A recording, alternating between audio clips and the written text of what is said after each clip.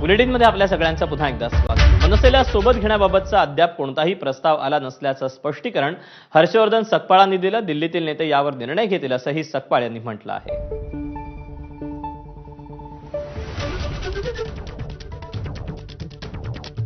काँग्रेसचे प्रदेशाध्यक्ष हर्षवर्धन सकपाळ आपल्या सोबत आहेत। सर, आपण पाहतोय की संजय राऊतांनी तुमच्याबद्दल तुमच्या हायकमांडकडे तक्रार केलेली आहे, कसं बघताय याकडे?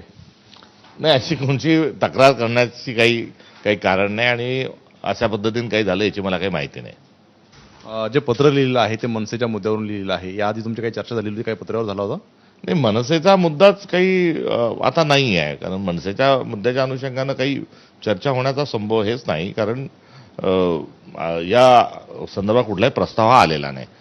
तुर्तास जो निवडणूक आयोगाच्या गलथान कारभाराच्या अनुषंगानं जे मुद्दे आहे तो मुद्दा ऑल पार्टी डेलिगेशन होतं, त्यामुळे सर्वांनाच त्या ठिकाणी सत्ताधाऱ्यांनी बोलवलं होतं आणि काँग्रेस त्यामध्ये सहभागी होती। कुठेतरी बिहारच्या निवडणुकीमुळे काँग्रेस वेटनवॉचच्या भूमिकेमध्ये? नाही, अजिबात त्याच्यात काही बिहारच्या निवडणुकीचा आणि या विषयाचा प्रश्नच नाही।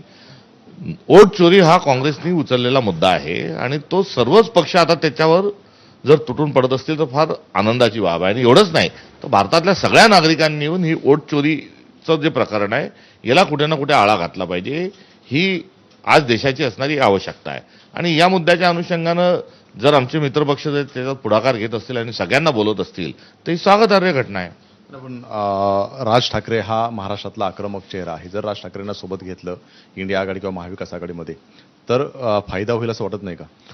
या संदर्भात कुठलाही प्रस्ताव हा नाही आणि याचा प्रस्ताव आल्यानंतर या संदर्भात चर्चा ही करणं हे स्वाभाविक आहे आणि त्यानंतर त्याच्यावर प्रतिक्रिया देणं स्वाभाविक आहे। त्यामुळे असा कोणताच प्रस्ताव नसल्यामुळे या संदर्भात काही भाष्य करण्याची मला वाटतं आवश्यकता नाही।